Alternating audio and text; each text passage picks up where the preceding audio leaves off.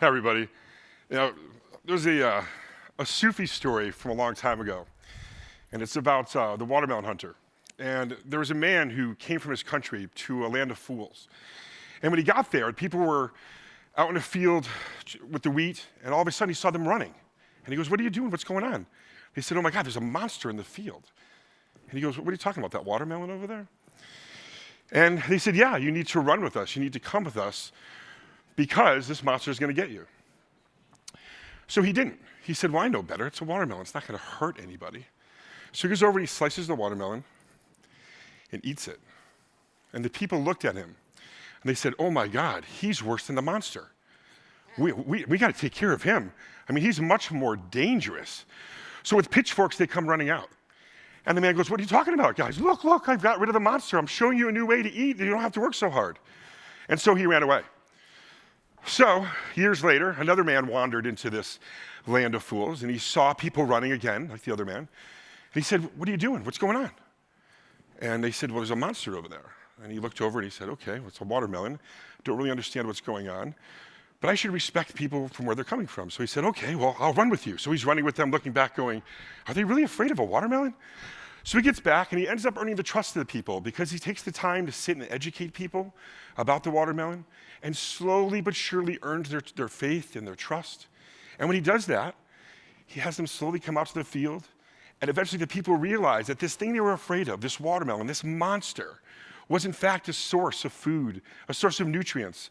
And now, not only did they have something to eat, but when they planted it, they had a plethora of things to eat, and the man was a hero.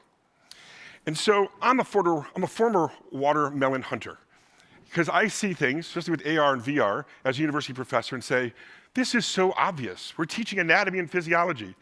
How can you not want to use the HoloLens for this? How can you not want to use mixed reality for this? And yet we have students come in, and they'll walk into our lab, and we'll have the Oculus Rift, and we'll have all these different technologies. We have the highest tech lab in the country for a small university, which I'll show you some of the things we have. But we have all these technologies, and kids will say, "Hey, do you mind if we just write that on the board?" And you're like, "You want us to write the reproduction system on the board?" They're like, "Yeah, can you do that instead?" And you look around the room and you say, "Well, what kind of technologies do we have?" And you look at the technologies that we have, and you say, "Okay, we got the Microsoft HoloLens, we got Z-Space, which is a mixed reality. If you've seen Z-Space before, it's pretty awesome. For virtual reality, we have the Oculus Rift and the Touch. We've got the HTC Vive, we've got Leap Motion, Google Cardboard, iPad. Then other technologies, we have the Now robot, we call him Frisco. So he's starting off, Frisco's really, really awesome. Double robotics, so we can have folks like yourself come and help teach the kids at our university, learn more about VR and AR. We got Swivel, another robotic platform, which is fantastic. Then we have a Phantom 4 drone. We got haptic outfits for VR. And last, we have a Dr. Barry bot working with LifeNot, which is actually using MindFile technology. So we have all this technology, and just kind of like the watermelon hunter, I wanted to say to kids, well, just jump in here, right? And what we found is that when we first started opening this up, we didn't get the kids coming. So we wanted to explore how virtual and augmented reality is scaring people, because people would say, "Yeah, that's cool," but they didn't want to actually try it. And then secondly, how can we improve our effectiveness in being able to get people into this mixed reality, augmented, virtual reality world, this digitally mediated world, yeah? So if you look at just the other day, Wall Street Journal reported that when we look at sales of the VR industry and headsets, right now we're about $1.48 billion in sales. And by 2020, we're supposed to be at about $12.6 billion in sales. We're not even close. And they said, what's the reason why? So statistically, if you look at the stats, and this is from the paper, 53% of the people said, "We're just not interested." 53%. Now that's, for a philosopher, we're like, well, that's not good enough just to say you're not interested. Now, the other things we can fix.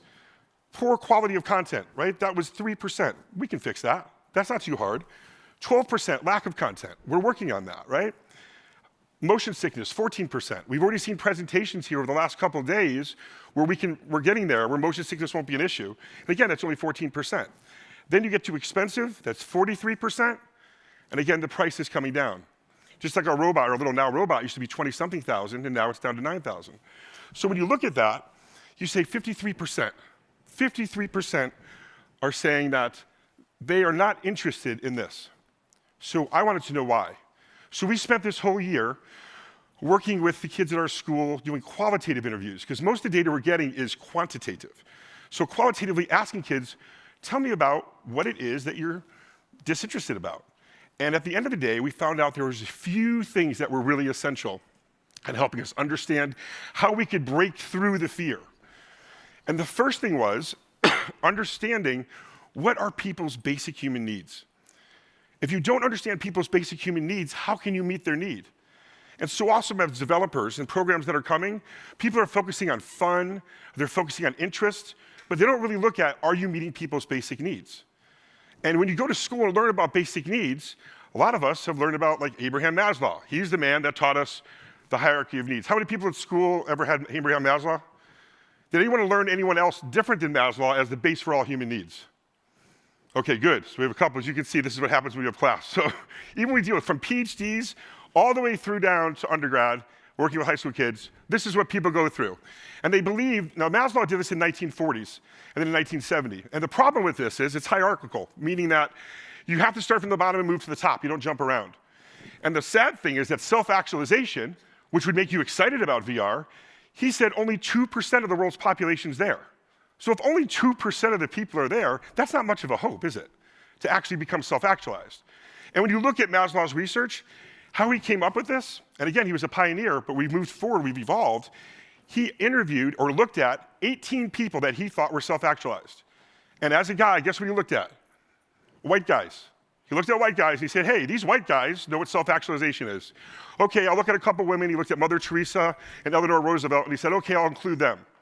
So when you look at this data that all of us learned in school, you say, you mean that I learned what humans need based upon the fact of a guy who looked at 18 people? He did a thing called biographical analysis, which is not really a valid and reliable way to look at things. So you say, okay, first of all, he used a method that's not really valid. Secondly, it definitely is not reliable to women. You looked at 2 women. I mean, my wife is great, but I mean, Mother Teresa and Eleanor Roosevelt were very, very different, right? Very different backgrounds, different time period. So we needed a better system, a better way of understanding human needs, because as we've done research, we found this to not be true. Because I can tell you, when you meet that special man or woman in your life, you will sacrifice your physiological and safety needs to be able to be with that person. When I met Maria, it didn't matter I hadn't ate for the whole day and I took a train down from England. I was so in love with her. It didn't matter about the bottom ones. I was like, do you want to eat? It's like, yo, I just want to spend time with you. So these needs, when we look at Glasser's needs as a developer, if you can answer this question, and this is what I ask myself like as I'm talking to you today, or I'm presenting in class, love, power, fun, freedom, and survival. So everything that you do, if you think about how do I meet people's needs, and you say, how do I promote love? That's a connectedness with others. How do I promote power? And with power comes identity, the freedom to be who you want to be. This is how we started breaking down and organizing to understand why people were afraid of coming into the VR world, using this. As you can see, this is us playing in there. These are the people that I work with. So what we did is, as you can see, we're very diverse as well. Wing here is from Lebanon. You know, if you just saw the Wonder Woman movie, is banned in Lebanon. So very interesting culturally. Brandon Davis, fantastic, he works with the NBA. We have some people from admissions. But working together as a group, and that's what's interesting about our school. We're the 3rd most diverse university in the country for a small university. So what's great about our research is that we're dealing with students from all over the world. So the first thing we found is people didn't understand basic human needs. The second thing that we found was very effective, and this comes from the work from Stanford in their AI work in Balison, is that we introduced AR/VR as an actual experience, not as a media experience. And that was a mistake we made early on. When people thought it was a media experience, they thought, oh, I'll just put this on, it'll be just like watching a movie, but I'll just see it on a screen. And when they put it on and found out they were on top of a building, they threw the goggles off, and we never saw them again. Why? Because we didn't prepare them for the experience. So you have the basic human needs, understanding it differently than Maslow, love, power, fun, freedom, and survival. 2, looking at his actual experience. And then 3, and this is where it gets complex. And this is where we find kids are struggling the most. We have kids that are basically have a lot of different identities, right? They have their identity they have when they're with their mom, but they have an Instagram identity. because Instagram's for my friends. And they have a Facebook identity. That's where mom, dad, and grandma are allowed to come on and go, wow, you're doing so much homework. That's great. It's pictures of kids in libraries, helping in the community, raking leaves. They're going, look at my son's fantastic. You just don't want to see their Instagram account. My son's in a fraternity at Seton Hall, Sigma Pi. I like to just have his Facebook page. Looks very nice. They do a lot of philanthropic work. So when kids have all these different identities they have to balance, now we're asking them to adapt to an identity that's in the virtual world, and that's a game changer. Because when you're playing PlayStation or watching a TV, that identity of being part of a larger group at PlayStation is acceptable to kids around the world. And they're ranked, and they have a community of people. When they come to VR, that same community is not established.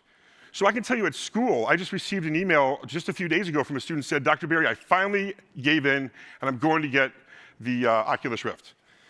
And this is a huge, this kid games all the time. And it was like, well, what took so long? He's like, it's not cool. I mean, PlayStation's cool. I can talk to other people. I can be ranked. I have a community. I know people around the world. I get this. I don't know anybody. None of my friends have it. And I can't just jump on and make friends easy. So they didn't have that connectivity again. Remember that love, power, fun, freedom, and survival? 2 was they couldn't understand, or they were confused a little bit about, who am I really then? You know, in philosophy, we're already asking that question, who am I? And who are we as a society? And when you ask that question, who are you? A kid will say, well, Snapchat, I do this, I do that, but my real self is the person that you see in front of you, the student. And you're like, well, are you really being yourself right now? Because you're in class. And it's like, well, yeah, I am kind of being on my best behavior. It's like, yeah, of course you are. So what happens is in virtual reality, now they're in a reality where they actually are immersed in it to such a degree that it actually causes existential anxiety. Because now they look at their hands. They look in a mirror. And this study was done at Stanford. They did this to inspire children or young people to understand the importance of life and being productive. And they actually took an avatar of yourself and aged it and had you look in a mirror in virtual reality. And they found that, and they had a different one as well with the handicap, and that you were put in a wheelchair. And then they came out and they found that there was a major, statistically significant difference in the way people acted afterwards. So we're looking at the effect in the real world from the virtual world and the effect from the real world in the virtual world. If you look at the new haptic outfits that are coming out, there's one I was just talking to a gentleman. He's like, yeah, you can wear it in the virtual world, and then when you go play golf, just wear it when you play golf, and you come down and you can download it, then go back in the virtual world. And you're like, okay, I think that's really cool, right? Because I'm a former watermelon hunter. But to other people, they're thinking, wow, where's the divide? And so we have this existential kind of anxiety. So if we want it to be popular and we want to start making the market actually respond, because you look at the market, I think the Vive and the Oculus Rift are around 5%, 6% interest in the surveys that were just done in Q1 in 2017. That's really small, right? If we're going to build that, then we need to also sell identity. How is this going to add weight to your identity? There's a guy named Marcel who talked about ontological weight. And that when you do something, when you add ontological weight, you add weight to your identity. So imagine games, instead of when you go on there, or VR, and you go on, there's this mix that says adventure, or it says this. But when people come in, what we learned is, and we're talking kids about 18 to 25, that they come in because they want to fulfill a certain identity. So a kid who might be the quietest, nicest kid who does all the community service says, you know what, today, I just want to shoot robots. I just want to be like, I want to be a military person, but I don't want to kill any people, and I don't want to kill any animals, and I'm a vegetarian, so I don't want any eating of meat. And you go, okay, so wouldn't it be great? So we're putting together programs based on your identity needs, but there's nowhere for us to get that. So it would be great if developers started thinking about, how about if somebody came in and said, hey, I just want to get stressed out. Why isn't there an identity profile and then a bunch of games or VR, AR, mixed reality applications that you could use? Because sometimes after a hard day of work, I do want to come home and kind of just shoot robots, right? Just to get stress out. And it actually does add to my ontological weight because I'm able to get some stress out in a healthy manner, and then I come out and I'm much more refreshed and I'm ready to go. So in fact, games, VR, AR, and mixed reality can actually add ontological weight to our identities. So when we think of what's the secret is one is getting away from this Maslowian idea that you have to go in order. Love, power, fun, freedom, and survival with Glasser says that we can meet any of those needs. If someone loves something, they will give up other things to be able to do that. Because when you meet needs like that, you're inside someone's quality world. So to get inside that quality world, we need to be able to show people that what we're doing is going to help them understand their identity. And thirdly is to make sure that we sell this as experience, not simply as a media experience, but as an actual experience. And when we do that, I think the market can take off. We're already seeing it. That 53%, when we started, we had 20% of the kids were coming in. By the end of the semester, we'd reached 70% of our student population. And next year, we hope to do better. So, in closing, those are the three things that are the secrets. Changing your concept of what are basic human needs from a Maslowian idea that's hierarchical to love, power, fun, freedom, and survival. Ask yourself, when you look at what you're developing, how many of those needs you're meeting? The more of those you meet, the higher chance that you have it's going to be successful. 2, make sure that you are selling an actual experience. And lastly, 3, make sure identity-wise that kids are going to leave that, or whoever's using it is going to leave with a little bit more weight and a little bit more of assurance of like who I am. And then they can use that virtual reality as a place to be adventurous. And therefore, we now are the stewards of this new digitally mediated world. And it's our responsibility to be those stewards. So I ask you to really think about our responsibility as being that steward and to be enthusiastic about the great things we can do for humanity using AR/VR.